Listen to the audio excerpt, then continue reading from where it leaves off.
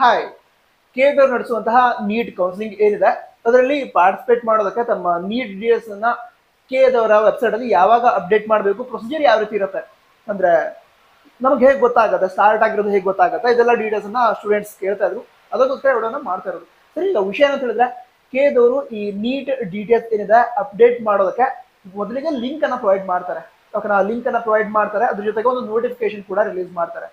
ಅಂದ್ರೆ ಇಂತಹ ಡೇಟ್ ನಿಂದ KA ನೀಟ್ ಕೌನ್ಸಿಲಿಂಗ್ ಅಲ್ಲಿ ಪಾರ್ಟಿಸಿಪೇಟ್ ಮಾಡಬೇಕು ಅಂತ ವಿದ್ಯಾರ್ಥಿಗಳು ಅಂದ್ರೆ ಯಾವ್ಯಾವ ಕೋರ್ಸ್, ಮೆಡಿಕಲ್, ಡೆಂಟಲ್, ಆಯುಷ್ ಕೋರ್ಸ್ಗಳಿಗೆ ಸಂಬಂಧಿಸಿದಂತೆ ಕೌನ್ಸಿಲಿಂಗ್ ಅಲ್ಲಿ ಪಾರ್ಟಿಸಿಪೇಟ್ ಮಾಡಬೇಕು ಅಂತ ವಿದ್ಯಾರ್ಥಿಗಳು ತಮ್ಮ ನೀಟ್ ಡೀಟೇಲ್ಸ್ ಅನ್ನ ಅಪ್ಡೇಟ್ ಮಾಡಬೇಕು.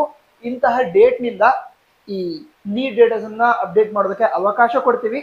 ನಂತರ ನೀಟ್ ಡೀಟೇಲ್ಸ್ ಅನ್ನ ಅಪ್ಡೇಟ್ ಮಾಡೋದಕ್ಕೆ ಲಾಸ್ಟ್ ಡೇಟ್ ಇಂತದ್ದು, ಇದಕ್ಕೆ ಸಂಬಂಧಿಸಿದ ನೋಟಿಫಿಕೇಶನ್ ರಿಲೀಸ್ ಮಾಡ್ತಾರೆ ಕೇದವರ ಅಫಿಷಿಯಲ್ ವೆಬ್ಸೈಟ್ ಅಲ್ಲಿ. ಯಾವುದು ka.kar.nic.in ಅಥವಾ cetonline.karnataka.gov.in. ಇದರಲ್ಲಿ ನೋಟಿಫಿಕೇಶನ್ ರಿಲೀಸ್ ಮಾಡ್ತಾರೆ, ಹಾಗೆ ಲಿಂಕ್ ಅನ್ನು ಕೂಡ ಪ್ರೊವೈಡ್ ಮಾಡ್ತಾರೆ. ಸೊ ನೀವೀಗ KCET-ಗೆ ಆಲ್ರೆಡಿ ಅಪ್ಲೈ ಮಾಡಿರ್ತೀರಾ. ಸೊ ಲಾಗಿನ್ ಆಗೋದಕ್ಕೆ ID ಪಾಸ್ವರ್ಡ್, ನಂತರ OTP ಬರುವಂತಹ ಮೊಬೈಲ್ ಎಲ್ಲ ನಿಮ್ಮ ಹತ್ರ ಇರುತ್ತೆ. ಸೊ ಅದನ್ನ ಯೂಸ್ ಮಾಡ್ಕೊಂಡು ಏನ್ ಮಾಡ್ತೀರಾ, ಲಾಗಿನ್ ಆಗ್ತೀರಾ. ಲಿಂಕ್ ಕೊಡ್ತಾರೆ ಅಂತ ಹೇಳಿದಲ್ವಾ, ಆ ಲಿಂಕ್ ಮೂಲಕ ಲಾಗಿನ್ ಆಗ್ತೀರಾ. ಅದಂತರ ನಿಮ್ಮ ನೀಟ್ ಡೀಟೇಲ್ಸ್ ಅನ್ನ ಅಪ್ಡೇಟ್ ಮಾಡೋದಕ್ಕೆ ಆಪ್ಷನ್ ಕೊಟ್ಟಿದ್ದಾರೆ, ಅದನ್ನ ಅಪ್ಡೇಟ್ ಮಾಡ್ತೀವಿ. ಸೊ ಈ ರೀತಿ ಪ್ರಾಸೆಸ್ ಇರುತ್ತೆ. ಅದಂದ್ರ ಯಾವ್ದಾದ್ರು ವಿದ್ಯಾರ್ಥಿಗಳು ನೀಟ್ ಎಕ್ಸಾಮ್ ಬರ್ದಿದ್ದೀರಾ ಬಟ್ KCET-ಗೆ ಅಪ್ಲೈ ಮಾಡಿಲ್ಲ ಇದುವರೆಗೆ, ಅಥವಾ KCET-ಗೆ ರಿಜಿಸ್ಟ್ರೇಷನ್ ಮಾಡಿಲ್ಲ ಅಂತ ಸ್ಟೂಡೆಂಟ್ಸ್ ಕೂಡ ಈಗ ಕೇಂದ್ರ ನಡೆಸುವಂತಹ ನೀಟ್ ಕೌನ್ಸಿಲಿಂಗ್ ಅಲ್ಲಿ ಪಾರ್ಟಿಸಿಪೇಟ್ ಮಾಡೋದಕ್ಕೆ ರಿಜಿಸ್ಟ್ರೇಷನ್ ಮಾಡ್ಕೋಬೇಕು.